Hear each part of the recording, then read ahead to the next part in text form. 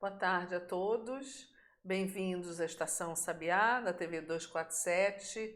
Estamos aqui no nosso estúdio no Rio de Janeiro. Eu sou Regina Zappa e hoje tenho o prazer de conversar aqui com o jornalista Ricardo Rabelo, que é o editor do jornal Bafafá, um jornal que ele leva adiante há 18 anos, jornal impresso, no papel, coisa rara hoje em dia para um jornal alternativo, né? E Ricardo vem de uma família de jornalistas, ele é filho de Zé Maria Rabelo e vai contar a história do pai, da família que teve exilada na época da ditadura, né? Mas queria começar contando que você me contasse um pouco sobre o jornal Bafafá. Que jornal é esse? Porque a gente tem um público do Brasil inteiro e de vários países, né? Internet. Esse é um jornal que circula no Rio. Circula no Rio, exatamente. Então, explica para todo mundo o que é o bafafá. Que bafafá é esse? Que bafafá é esse? Então, o bafafá surgiu em 2001, numa época em que o Brasil já estava na sua plena democracia, é, os jornais ainda estavam, de certa forma, consolidados, não tinha ainda entrado a internet com tanta força. Mas a gente viu que tinha espaço ainda para um jornal impresso opinativo, que tivesse um foco de distração também, mas um jornal inicialmente voltado para o público de Ipanema, porque a gente frequentador do Posto 9 em Ipanema.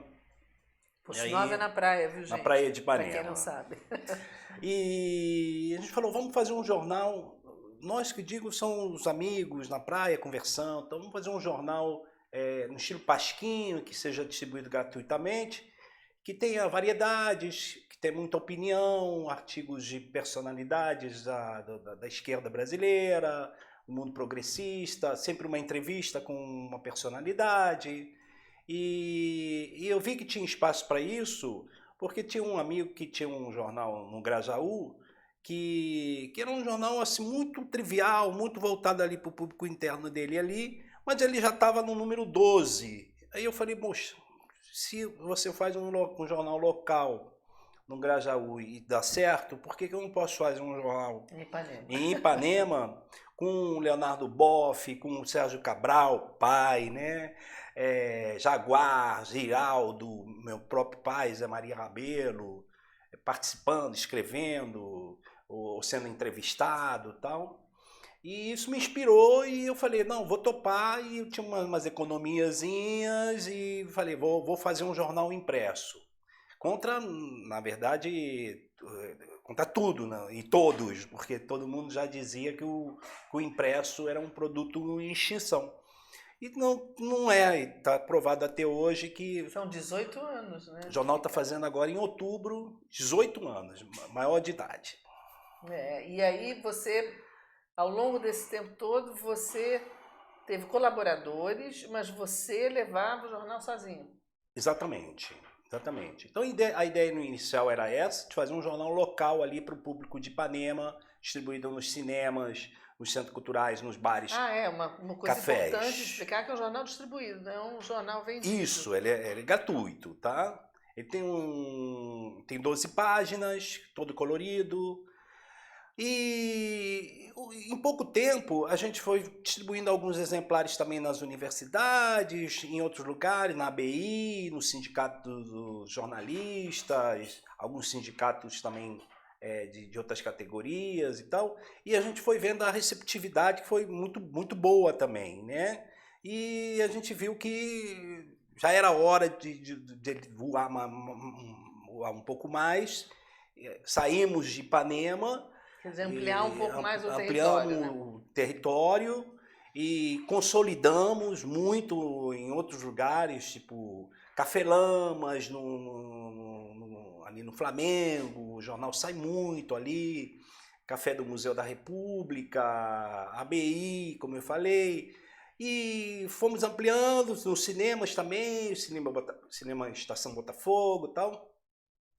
E aí foi isso. A gente é, é, adotou um discurso bastante engajado em defesa da democracia, depois veio a eleição do Lula, apoiamos a eleição do Lula. Quer dizer, mas naquele momento de 2000, não, e até a eleição do Lula e mais um pouco, não se pensava muito nessa coisa da defesa da democracia.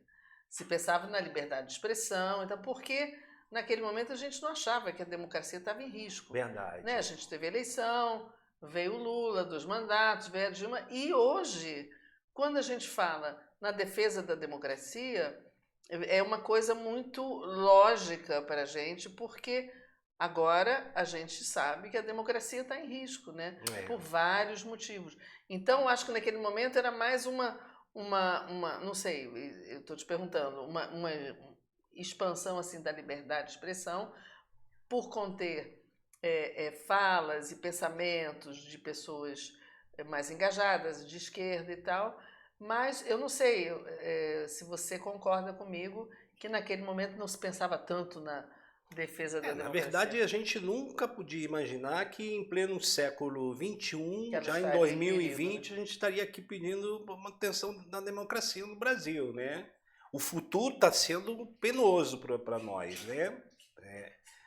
A gente vai ter que falar sobre isso mais à frente, mas a gente nunca podia imaginar que todo aquele nosso empenho, nossa dedicação, a luta contra a ditadura, pelas liberdades democráticas e tudo fosse culminar com uma situação como a gente está vivendo hoje, de absoluta ignorância política, intelectual, os valores intelectuais totalmente à deriva, né, nesse país. Agora, eu acho o seguinte, nós, durante a ditadura, por incrível que pareça, nós tínhamos muito mais jornais impressos, democráticos e progressistas do que hoje, e quando nós fundamos o Bafafá em 2001. Então, na época eu falei, pô, não é possível que a gente não consiga fazer um jornal com todas essas qualidades e não dê certo. E deu certo, graças a Deus. Uhum. Eu, pensando nisso agora que você estava falando, eu escrevi um livro junto com um colega jornalista, Ernesto Soto, que você deve conhecer, sobre o ano de 1968. E aí escrevemos isso 10 anos atrás, quando fiz 40 anos, e agora fez 50 anos de 68. Nós relançamos o livro, que chama 1968, Eles Só Queriam Mudar o Mundo, e saímos fazendo palestras, fomos convidados a fazer muitas palestras em escola, em instituições, enfim. Mas uma pergunta recorrente era, e isso foi ano passado, né? Uma pergunta recorrente era a seguinte: qual é a lição tirada do ano de 68, que foi um ano, como você sabe, que aconteceu de tudo. No Brasil aconteceu o AI-5, teve o maio de 68 na França, a luta pelos direitos civis nos Estados Unidos, teve a Tchecoslováquia, enfim, foi um ano muito em ebulição, onde se falava que era um ano da rebeldia, né? Onde os jovens se rebelaram contra o status quo, contra o sistema e tal. E aí perguntavam sempre, né, durante essas palestras, qual é a lição de 68. E eu dizia, sem saber o buraco que a gente ia entrar depois, eu dizia, a lição é que a gente não pode achar que porque conquistamos alguma coisa, ela está conquistada permanentemente.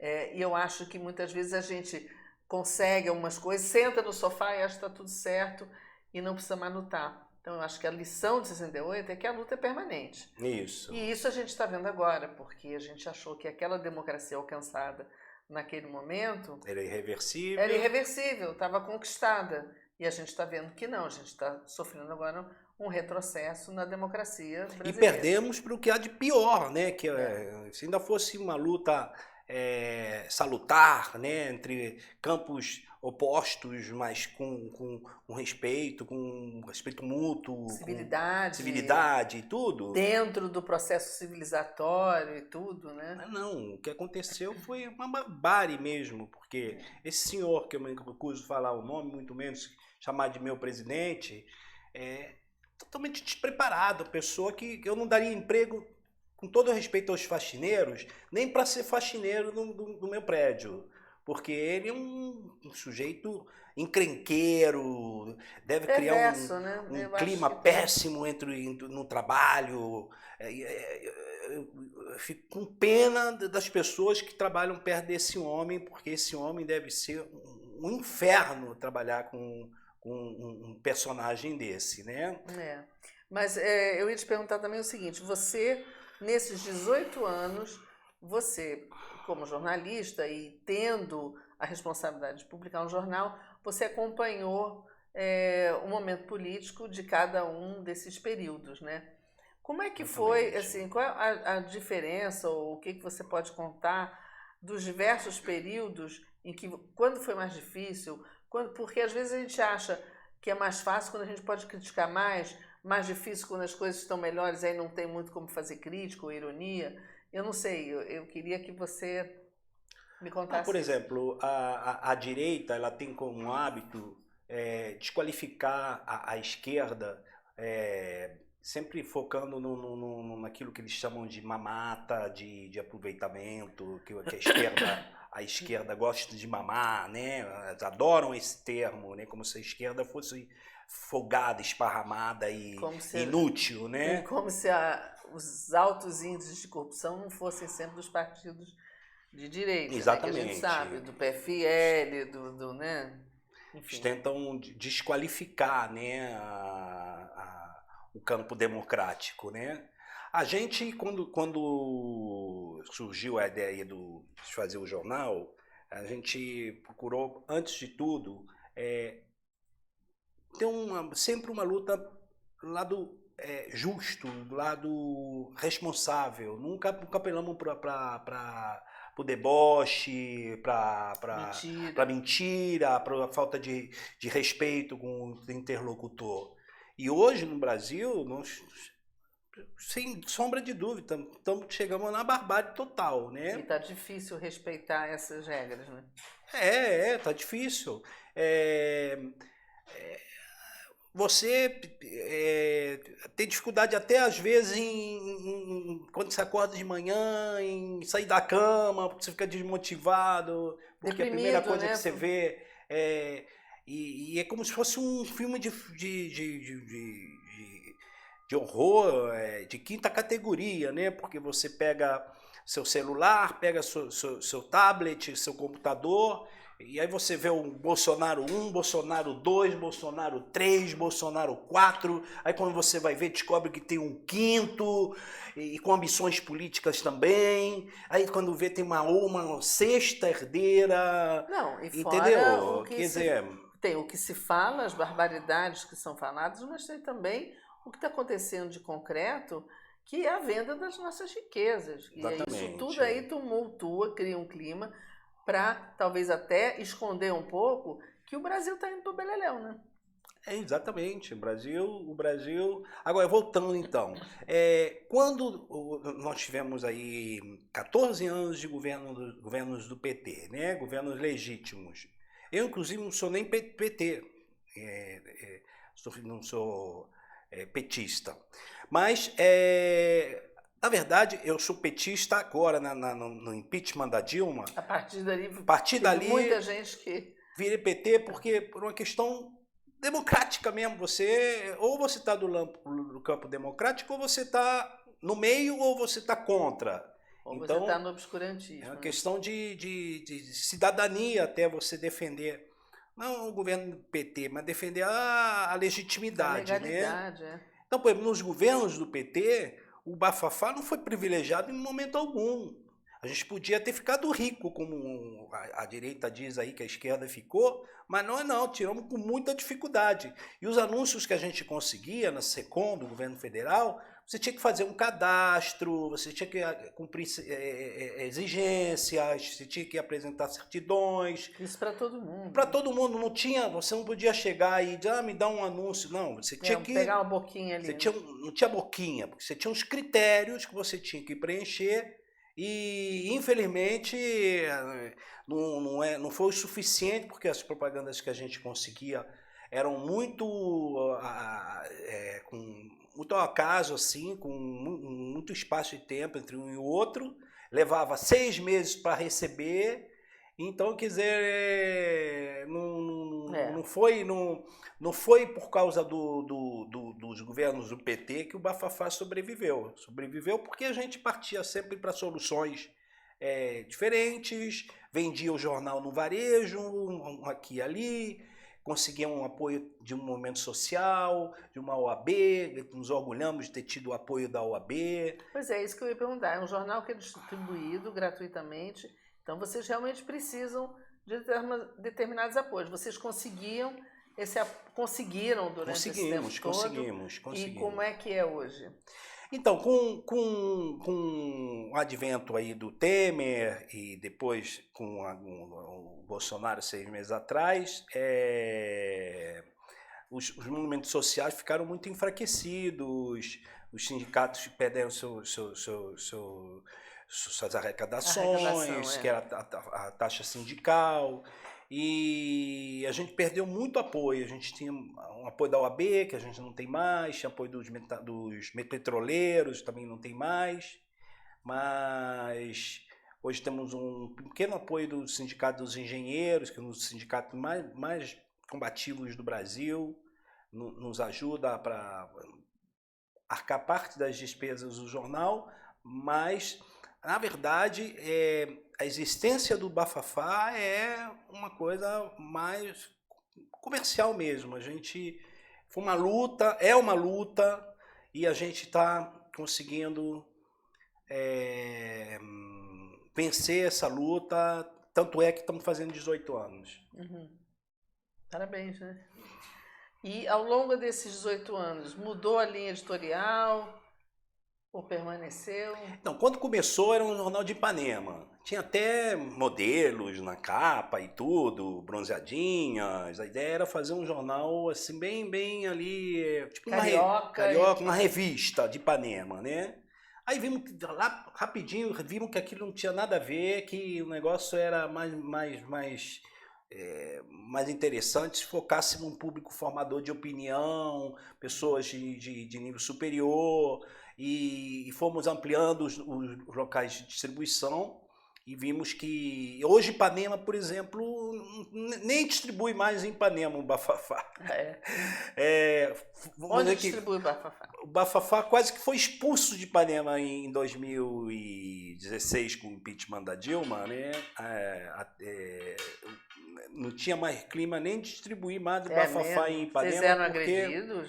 Não agredidos, mas vamos dizer que os locais que a gente distribuía não eram mais receptivos à distribuição do jornal. Passou a ser persona. E como a gente tinha uma demanda tem uma demanda tão grande pelo jornal, a gente resolveu virar essa página. Ipanema é só lembrança. E então, no início era assim, depois a gente fez esse jornal combativo, sempre uma entrevista. Eu tenho orgulho de ter entrevistado Costa Gavras, o Lula, quando terminou o mandato, deu uma entrevista exclusiva para o Bafafá, Leonardo Boff, Fernando Moraes, João Pedro Stedley, as principais lideranças de esquerda do Brasil, umas que já morreram, Teotônio dos Santos, e tantos outros, né? E hoje eu me orgulho, nós temos mais de 200 entrevistas no Bafafá de personalidades no mundo intelectual, artístico brasileiro. Os principais jornalistas do Brasil, os principais cineastas do Brasil, alguns internacionais como Costa Gavras, praticamente 90% do mundo do samba, todos os principais sambistas, os vivos e que morreram ao longo desses 18 anos. Tem um cadastro assim que até para estudo, para quem trabalha com música, aconselho muito a conferir as entrevistas do Bafafá, porque ali a gente tem a intimidade dos artistas, eles contando coisas pessoais e muita informação que você não encontra em lugar nenhum tipo de universidade, nenhum tipo de banco de dados. Você vai ali no Bafafá e você encontra mais de 200 entrevistas que com certeza dão um panorama do final do século XX, início do século XXI, esses últimos 20 anos aí estão narrados nesse material. Vocês têm isso digitalizado? Tem isso online? Então, quando nós lançamos o impresso, um ano depois, na época eu trabalhava para a Rádio Itatiaia de Belo Horizonte, eu era correspondente no Rio de Janeiro. E já tinha 10 anos que eu estava na Rádio Itatiaia. Aí eu tinha que cobrir muita matéria policial, muita matéria de tumulto, de violência. Aí eu enchi o saco disso, a gente fez acerto lá com a rádio e eles me indenizaram e eu resolvi abrir o site, a versão online do Bafafá, o Bafafá Online, né? Que no início era mais um reprodutor do conteúdo do jornal do que um site próprio, com vida própria, né? E hoje já estamos na 5ª versão do site, temos 63 mil seguidores no Facebook e 11 mil seguidores no Instagram. Consolidamos o Bafafá Online, que virou depois Agenda Bafafá, que é hoje que conta tudo que acontece na cidade, né? Que a ideia é essa, se focar no lado cultural, mostrar a essência do Rio, os cantinhos do Rio, aqueles programinhas que você não encontra em lugar nenhum, você vai encontrar organizadinho, bonitinho, com hora. E aí você tem uma equipe que faz isso, alguém que faz isso? Eu tenho uma equipe que vem a ser eu e minha companheira e sócia Rogéria Paiva, que é publicitária. Essa é a equipe. Que é minha equipe. Temos duas pessoas. Então vocês trabalham o mês inteiro. E o diagramador, né, que é o Paulo César Bastos, que eu não posso deixar de citar, que é um companheiro, que tem uma paciência assim, enorme com a gente e é parceiro nosso. Mas eu acho que o jornal ele só realmente se manteve porque a gente não deu um passo maior do que a nossa perna. Porque isso é um erro que acontece aqui no mundo inteiro, eu acho.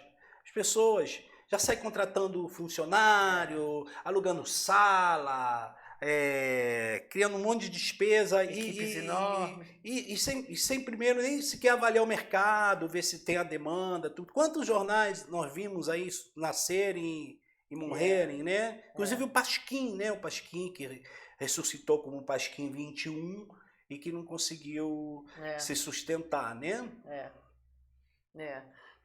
Mas agora, quer dizer, você tinha me contado que vocês saíram da coisa de Ipanema e aí sempre foi um jornal muito combativo, e agora você mudou um pouquinho.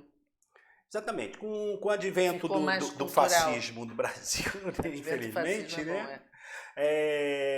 A gente não pode ficar fazendo um jornal panfletário porque a gente não tem mais o apoio dos movimentos sociais. Os movimentos sociais estão aí em grande dificuldade. Então a gente falou, não, vamos agora puxar mais para o site, para uma agenda, um conteúdo mais cultural, dando aquelas dicasinhas que todo mundo gosta de receber.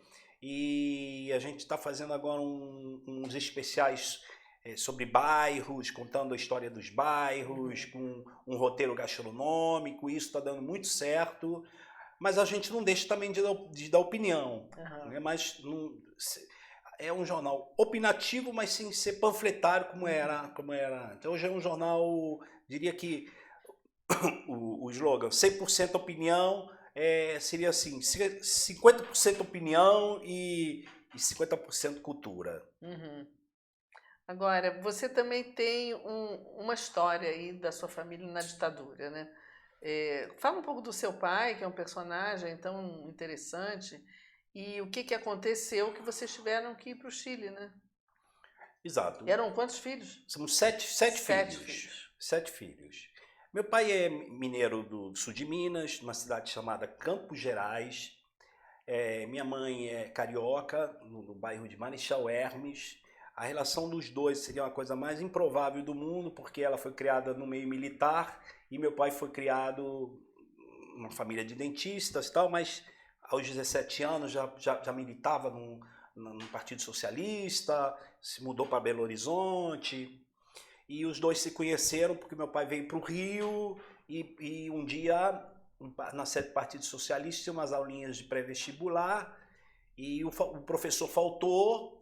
Aí falaram que podia dar uma aula lá de história lá para as meninas lá de Marechal, que estavam fazendo o tal do cursinho.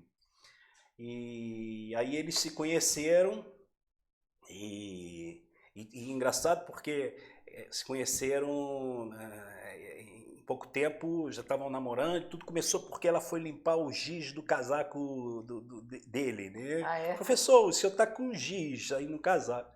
A gente brinca que ela ficou 65 anos limpando o giz do casaco da... Eles ficaram casados 65 anos. Minha mãe morreu tem 5 anos. Uma história de amor lindíssima, uma mulher maravilhosa que na verdade foi quem segurou a barra onda, do né? exílio. Então, eles tiveram 7 filhos, se mudaram para Belo Horizonte. Meu pai tinha um jornal Binômio, que era tido como um precursor da imprensa alternativa. Era um jornal lá em Belo Horizonte. Belo Horizonte, que chegou a tirar 50 mil exemplares na época. Mas era um jornal porreta mesmo, daqueles que não deixava passar barato. E aí o jornal surgiu em 52, em 64 teve o golpe e o jornal foi fechado. Mas assim, a pior parte, o momento mais marcante do Binômio foi em 1961, quando o jornal ele publicou uma reportagem sobre o então comandante do Exército de Minas Gerais, o general Punaro Bley, que era um general já veterano, tinha sido interventor no Espírito Santo durante o Estado Novo, tinha sido comandante da Academia Militar das Agulhas Negras. Era um general topo de linha, daqueles no mais alto nível da carreira, né? E o Binômio descobriu o passado desse general e viu que o cara, na verdade, que se dizia um democrata, ele era, na verdade, um grande ditador, um grande filho da puta, porque ele, no Espírito Santo, chegou a abrir campos de concentração para recolher líderes comunistas. E era assim, um cara que tinha a prática de, por exemplo, fazer o jornalista engolir o jornal, quando não gostava da reportagem e tal. E esse general, quando acabou o Estado Novo e tal, acabou parando lá em Minas Gerais como comandante do Exército, se não me engano, quinto RA, né? Bom, e o Binômio, que não deixava passar barato, descobriu todo esse podre dele e abriu uma reportagem de capa com várias páginas, intitulada A Verdadeira Face do General Punaro Bley, contando todos esses podres do general. Isso em 61, o Jango ainda era o presidente e tudo. O general se sentiu ofendido e fardado, foi até a redação do jornal com o ajudante de ordem. Olha a arrogância. Foi fardado. Que ano? 61. 61 ainda. Em pleno governo João Goulart. Foi à redação do jornal, fardado com o oficial, ajudante de ordens, tirar satisfação com meu pai, com quem fosse ali, né? Então ele chegou lá e falou, quem é o responsável por esse jornal, eu quero falar com ele e tal. Aí meu pai, que nunca foi de deixar passar barato, deixou o general 1 hora esperando na sala de espera, entendeu? Aí ele acabou que invadiu a redação, quem é o filho da puta que escreveu isso e tal, e queria a mesma coisa, queria que meu pai engolisse o jornal. Literalmente. Literalmente. Partiu para cima do meu pai, segurando pela gravata. Você vai comer esse jornal e tal. Aí ele tinha uns 65 anos, mais ou menos. Meu pai tinha 30 e poucos. Óbvio, atleta, tudo, forte. Teve que neutralizar o general. Deu um soco na cara dele. Quebrou a varinha de comando dele. Expulsou ele da redação. Aí, isso foi assim o clímax que levou ao exílio, minha família ao exílio. 16 anos, foi por causa desse acontecimento que a família... E foi antes da ditadura, então? O exílio começou em 61? Não, o exílio começou em 64. Isso foi em pleno governo João Goulart. Aí o que aconteceu? Como era um governo João Goulart, bom, primeiro, o general não aceitou aquela afronta, né? Imagina, você é agredido no seu local de trabalho e ainda é uma afronta. Você se defendeu. Meu pai, na verdade, ele não queria bater no general. Lógico. Ele se defendeu porque, como um homem, estava sendo agredido ali. Indignado com a situação, o general, 2 horas depois, mandou 200 homens das 3 forças militares lá e pastelaram o jornal, destruíram tudo, era na véspera do Natal, destruíram até a árvore de Natal. Não tinha ninguém na redação? Não, aí, nesse intervalo, meu pai ainda ficou um pouquinho ali, mas aí falaram, melhor você cair fora, Zé Maria e tal. Claro. Aí ele foi embora, e tem até um episódio engraçado, porque quando ele viu os militares subindo, viu as tropas chegando, ele desceu num elevador e os comandantes subiram num outro elevador. Ele foi salvo por um elevador, porque eles iam matar foi salvo ele. Porque tinham 2 elevadores. Porque tinham 2 elevadores. Com isso, meu pai ficou marcadíssimo, os militares não aceitaram, mas mesmo ele assim... fugiu e foi perseguido? Não, foi perseguido, cercaram as estradas. Aí tem até uma coisa engraçada, que meu pai tinha um deputado federal chamado Padre Lage, que era um ex-padre, emprestou uma batina de padre para ele, saiu vestido de padre nas estradas, com segurança na mala, com uma metralhadora para defender, mas graças a Deus não precisou. Mas nessa época já tinha filhos ou já era Tinha todos os filhos. Já tinha os 7? Não, tinham 5 já. Nossa! 5. Eu não tinha nascido ainda. E aí ele fugiu sozinho? Sim, ele fugiu com um motorista. Ele e sua mãe ficou com vocês? Minha mãe ficou com a gente. Ele fugiu porque os militares, isso em 61, os militares falaram, não adianta tentar fugir, está tudo cercado, as rodovias, tudo.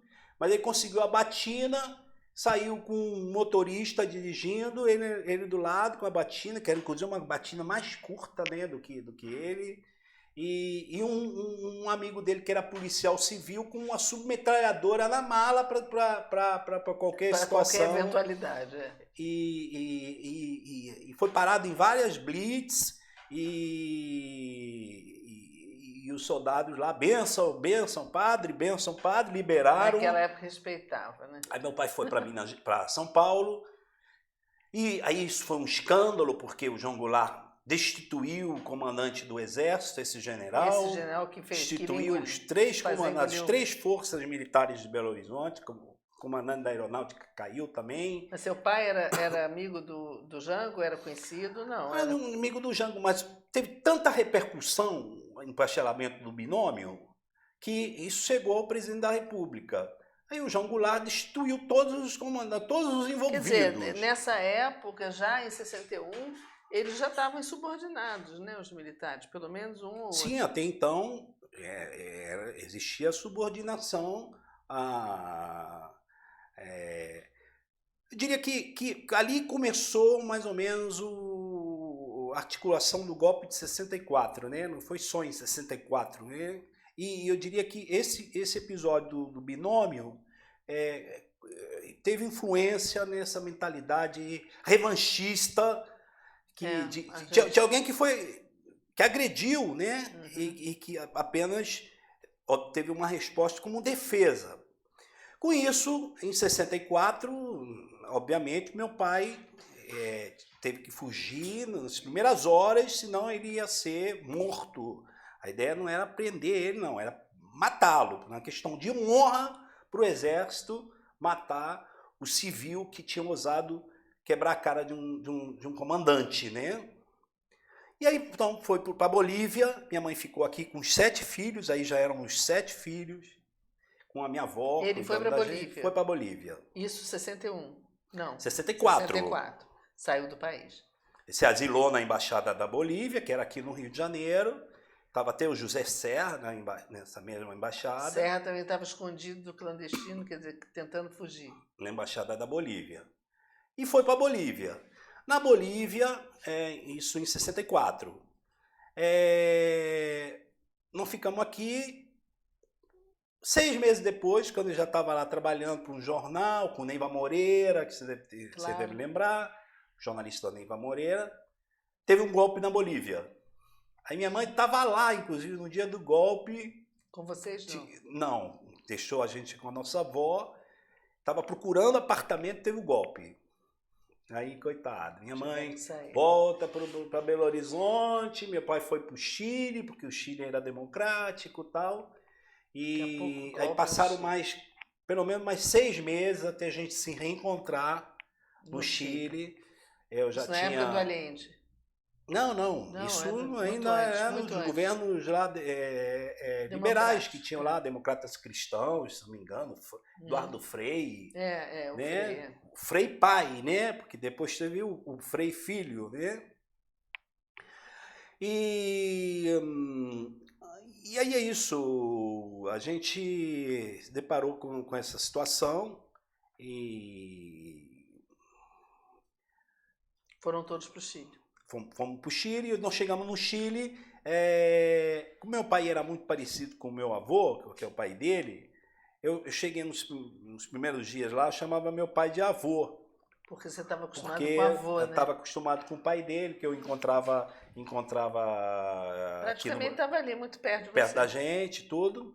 E eu, ô vô. Aí não é vô, é pai. Você era bem E pequeno. eu tinha um ano e pouco, E assim, lá em casa é escadinha, porque eu tinha 1 ano e meio, o outro tinha 2 anos e meio, o outro tinha 3 anos e meio,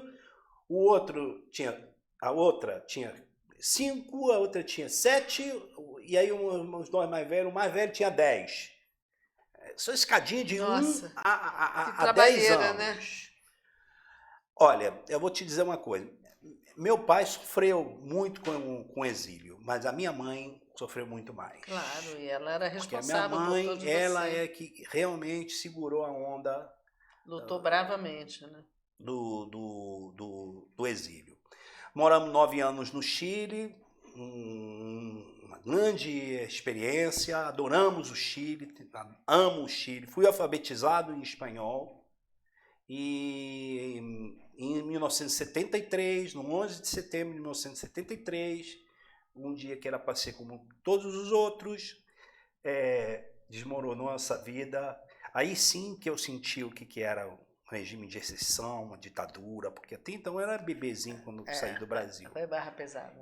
E foi assim, realmente, o mundo desmoronou da noite para o dia, na família de 7 filhos, porque perdemos todas as nossas referências, nossos amigos, nossa escola, Claro. nosso O mundo, micromundo, né? Ali, né? E praticamente tivemos que sair do Chile com a roupa do corpo. E passamos por uma situação muito constrangedora, momentos muito cruéis. Meu pai foi para a Embaixada do Panamá com o meu irmão mais velho. Nós fomos para um refúgio das Nações Unidas, que era um convento de freiras. Passamos por 3 conventos de freira. Aí meu pai dependia de um documento, um salvo-conduto para deixar o Chile, não davam esse salvo-conduto. E para piorar, um dos meus irmãos, que é o artista plástico Pedro, inventou de sair dali da onde a gente estava para visitar uns amigos, lá perto de onde a gente morava, e foi preso. Com quantos anos? Com 17 anos. E coitado, menino Pedro não sabia de nada, era o mais... Talvez menos politizado do que eu, que tinha 10 anos. Porque ele era hippie, não queria saber de política, mas como ele tinha o mesmo nome que meu pai, o nome dele é Pedro José Maria Rabelo. E meu pai estava na primeira lista dos procurados, junto com o Teotônio dos Santos, o professor Teotônio dos Santos, que faleceu ano passado. Lá no Chile, né? No Chile. E aí tal, foi uma barbaridade, porque ele foi levado para o Estádio Nacional, ficou preso 3 meses, passou 3 vezes no muro de fuzilamento simulado, espancado, humilhado. E só não morreu porque na época houve uma grande pressão internacional, até o John Kennedy intercedeu por ele, John Baez intercedeu por ele. Por ele e por outros ou por ele? Por ele especificamente. E porque ele era mais novo? Não, porque criou-se uma campanha de libertação do Pedro Rabelo, né? Imagina sua mãe, né? Imagina minha mãe. E assim, tem uma coisa que a gente teve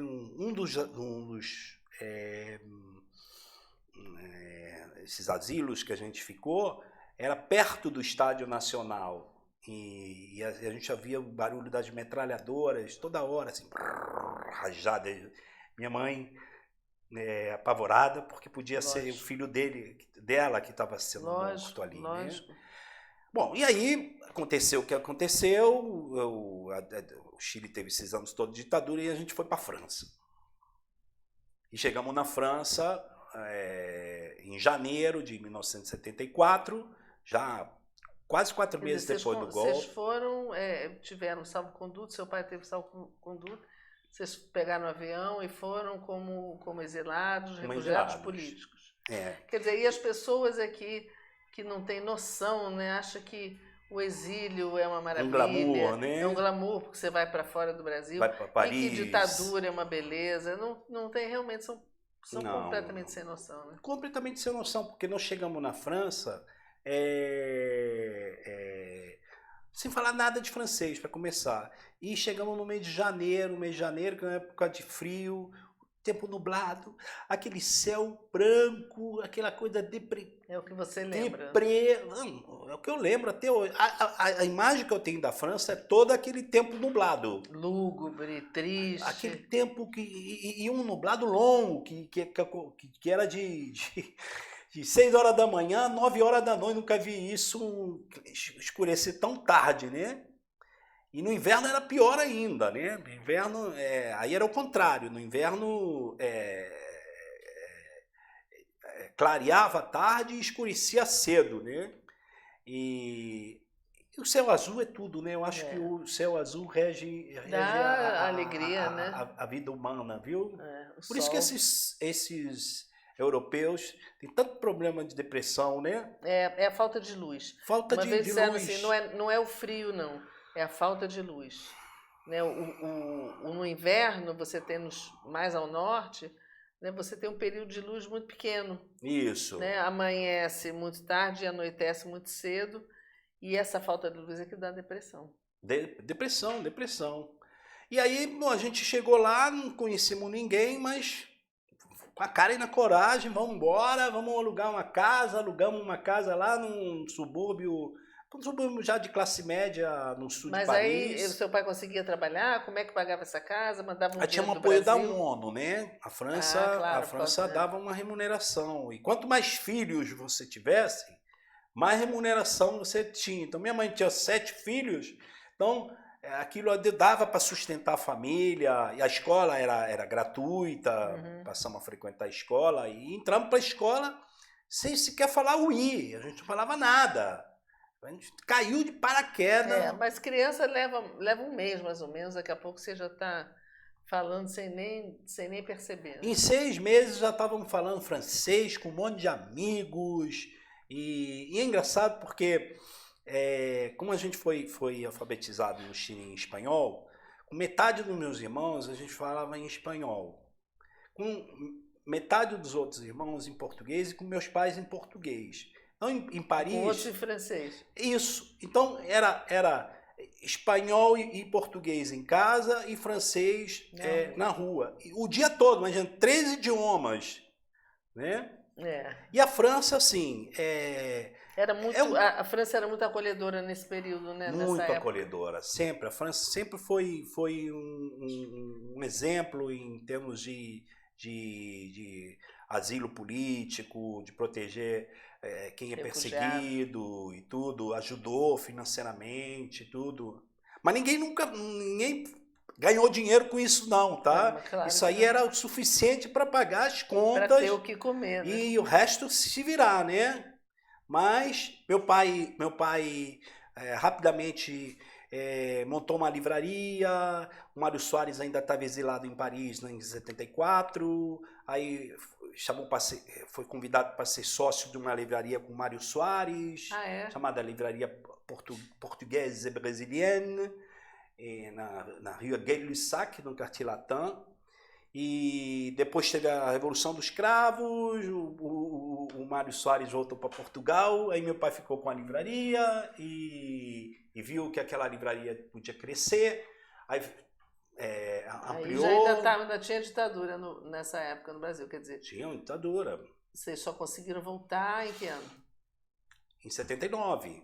79. Aí ele É criou bom. essa livraria na Rue des Écoles e era a maior livraria estrangeira em Paris. Livraria que era um latifúndio, você encontrava tudo da América Latina, tinha sala de reuniões, até jornais, você lia o JB ali na livraria do meu pai. Música, e é uma coisa que não tinha na época, você podia ouvir os discos, né? Tinham fones, imagina, era moderníssimo para aquela época, né? Tinha umas cadeiras tipo, imperiais, você sentava, escolhia o disco, ia na frente da vitrola, você mesmo manuseava a vitrola, colocava o disco, ouvia, podia ficar ouvindo, tal. Para a época era Sensacional, uma novidade. sensacional, e era assim, e virou em pouco tempo, a livraria virou o centro de referência dos exilados latino-americanos em Paris.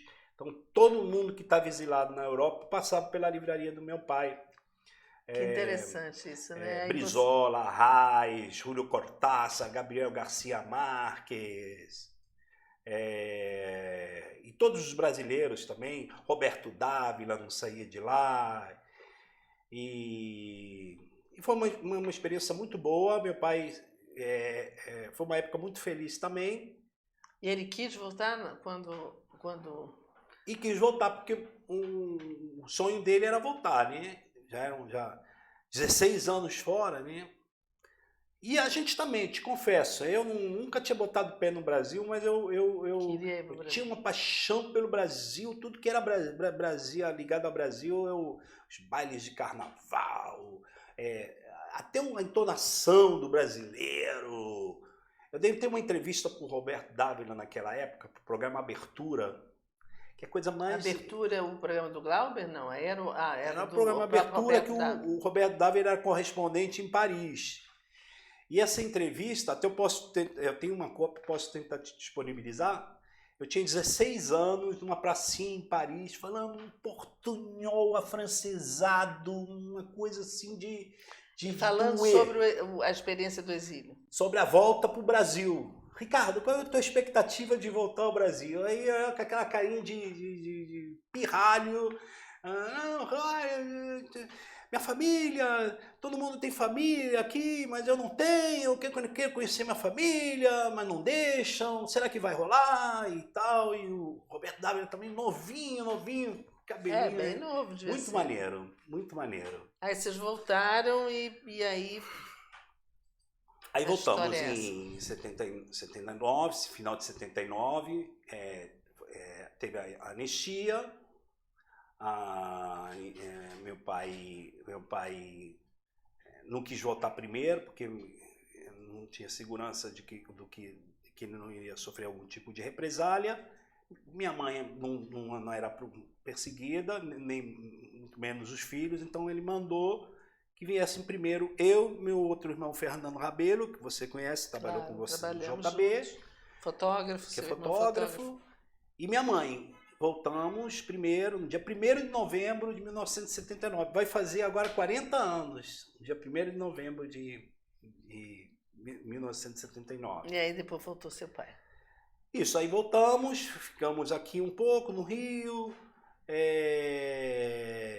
e depois meu pai voltou em dezembro, e aí acabou a festa do Rio de Janeiro, porque ele se mudou para Belo Horizonte, e eu tive que ir para lá também.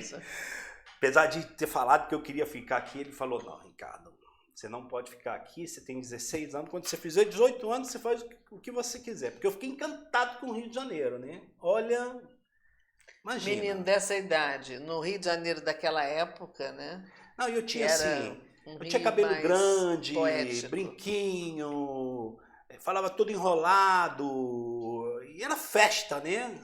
As namoradas, Rio de Janeiro sempre foi uma mãe, né? Rio de Janeiro sempre cabe mais um, né?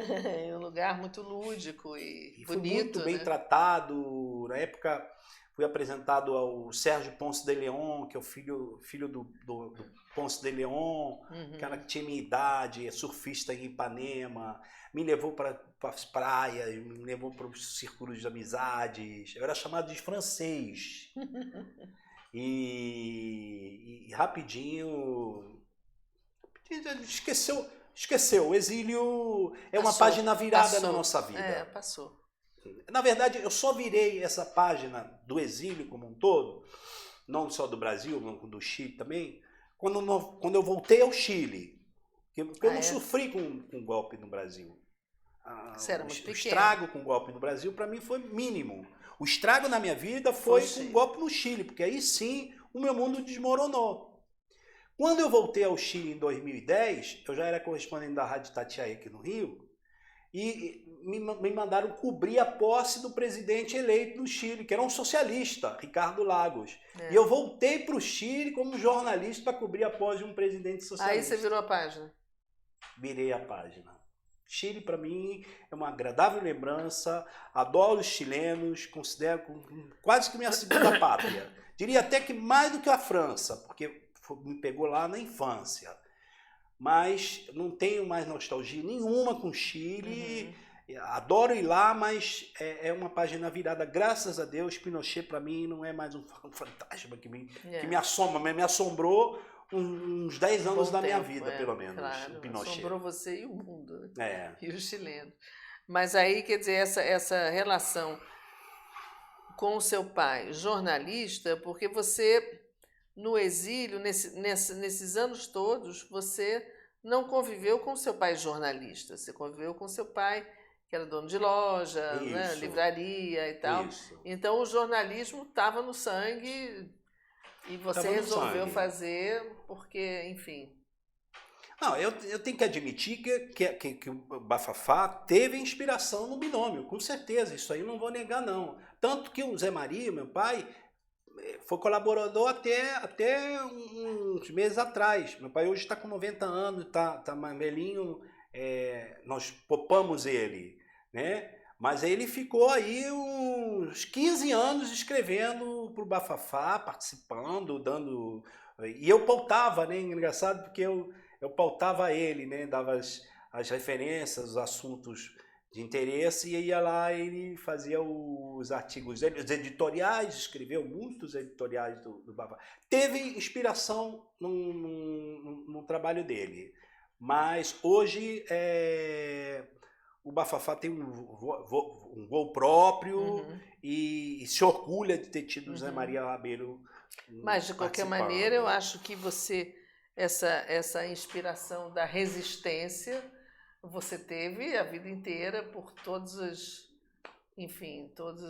os processos pelos quais você passou, o processo de saída do Brasil, depois o golpe no Chile, a vida na França, e sempre resistindo. E eu acho que o Bafafá resiste, né, há 18 anos, porque resiste no sentido de que todo mundo acha que um jornal alternativo impresso é a coisa mais difícil do mundo, e, no entanto, está aí o Bafafá resistindo. E eu acho que agora a gente entrou numa fase de resistência mais pesada mesmo, né? E eu espero que o Bafafá continue resistindo e todos nós aqui também. Resistência é a palavra certa, né? Cada dia é uma pedreira, mas hoje eu me orgulho de dizer que eu vivo do Bafafá, pago minhas contas com o Bafafá. Minha companheira que trabalha comigo paga as contas dela só de Bafafá. Então isso, muito obrigada, Ricardo, por ter vindo aqui contar essa história bonita de vida, né, que você contou pra gente, e que o Bafafá continue aí com toda essa firmeza. E a gente fez um bloco também de carnaval, né? Eu ia falar do bloco de carnaval, que sai lá no Posto 9. Que é no Posto 9, que começou como uma brincadeira e hoje... Que virou um grande bloco de rua. Bloco. Então que nós estamos pensando até sair de Ipanema para diminuir um pouco o público. Vamos ter novidades ano que vem. Tá bom, então você não deixe de contar pra gente contar para todo mundo aqui. Quem quiser vir pro Rio, passar o carnaval, tem o Bafafá, que é um ótimo bloco. Com a orquestra do Cordão da Bola Preta tocando. Que é maravilhoso, né? O Bola Preta é o grande bloco de carnaval antigo e tradicional do Rio, e a banda é maravilhosa, né? E eles estão com a gente no bloco desde a primeira edição. Tá certo. Bom, Ricardo, chegamos aqui no final da nossa conversa. Muito obrigada por ter vindo. Adorei ouvir a história do Bafafá com mais né, minúcias, que eu já conheço essa história, mas não conhecia todos esses detalhes, e também a história de vida sua e da sua família, e mostrar também como é pesado, como é duro essa coisa do exílio, você ter que deixar o seu país por conta de uma razão política, né? Eu não desejo o exílio nem para o meu pior inimigo. Essa é a verdade. Eu posso odiar uma pessoa, mas eu não vou jamais desejar que ela vá para o exílio. O exílio não é uma boa. É uma lição, né? É uma O lição que exílio você aprendeu. é um castigo para quem ama seu país. Vamos torcer para que a gente continue podendo amar esse país sem pensar em sair fora dele, né? Tá bom? Muito obrigada a todos vocês por terem acompanhado aqui a nossa conversa com o Ricardo. Obrigado, Serginho, que está aqui sempre acompanhando a gente também na transmissão. E até a próxima.